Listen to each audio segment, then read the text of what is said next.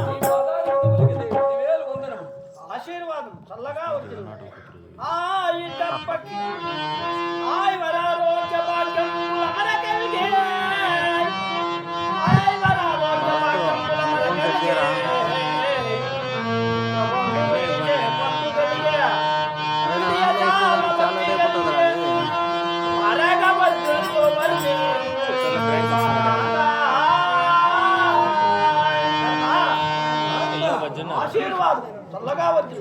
ధన్యుండగైతిరి. అయినను వీరు పుత్ర మిత్ర కలత్ర బాత్రోయ్ తమ్ముగా అందరూ క్షేమమే కదా మహాత్మా.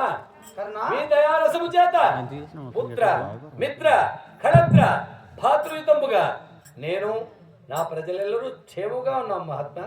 అలాగే కర్ణ. మహాత్మా ఇదిగో ఈ అర్ఘ్యపాద్యము ఈ ఉచితాసనం పైన కూర్చోండి.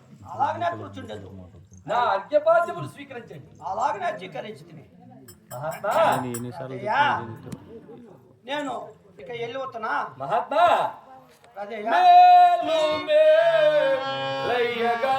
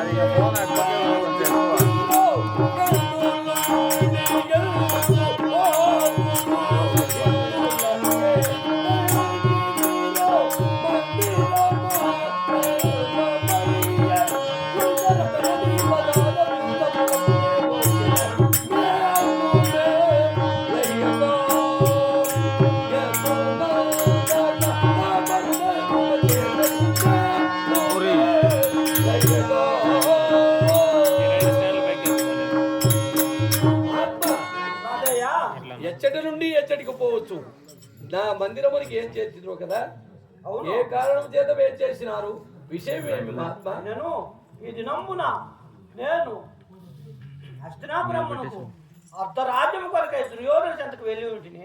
అవును, అయినను నేను సభనందు ఉన్నాను. నేను ఇప్పుడు దూరకు వెళుదామని పోయి దారిలో మా కర్ణుడు ఉన్నాడు కదా, అతను పలకరించుకొని పోవద్దామని వచ్చి తిని. ఓహో, అవును. మార్గ మధ్యమున నాలుగు మధ్యమున నా మందిరమునకు వచ్చి వచ్చి తిని. చాలా సంతోషమైంది. సరే, ఇక నేను వెళ్ళి వస్తున్నా మహాత్మా. రాజయ్య. ఎప్పుడూ రానివారు రాక రాక నా నగరమునకు వచ్చినారు. అవును. కాలి నడకనా పోవుట వలదు, రథమును ఏర్పాటు చేయుచున్నాను మహాత్మా. అవునా? అవును. అలాగనే అయినను సారథిగా నీవే రావాలి. రధికుడు పరంధాముడు, సారథి ధీరుడు, దీనికంటే భాగ్యమా మహాత్మా? రాజయ్య. ఆసీనుల కంటే నేనే సారథిగా వచ్చున్నాను. అలాగే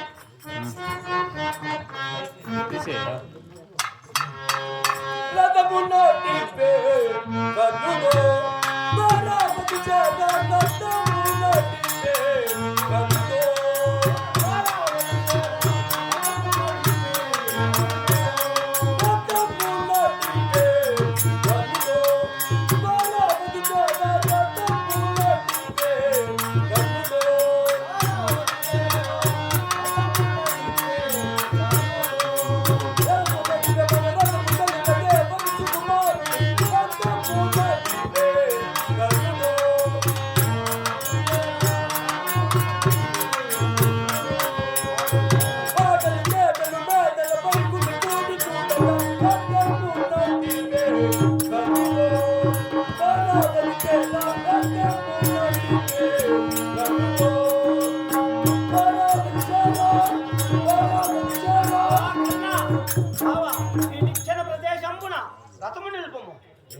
మహాత్మా, కర్ణా, దీనుండైనటువంటి కర్ణుండెక్కడ, దేవదేవుండైనటువంటి శ్రీకృష్ణ పరంధాముల వారెక్కడ? భావారి నన్ను సంబోధించున్నావే మహాత్మా, నీకును నాకును ఉన్నటువంటి ఆ భావ సంబంధం ఏమై ఉండవచ్చు? అవును. ఏమిటి మర్మం? నీవు నాకు బావ కావాలి. అవునా? అవును. ఏ విధముగా నేను నీకు బావ అవుతున్నాను మహాత్మా? నీకు తెలియనిది నాకు తెలిసినది ఒక్క రహస్యం ఉన్నది. నాకు తెలియనిది మీకు తెలిసినది. అవును. రహస్యం. అవును. ఆ రహస్యం ఎట్టిదో కదా, వినిపించదా? విన్న మహాత్మా. విను కర్ణాన్నకు మాట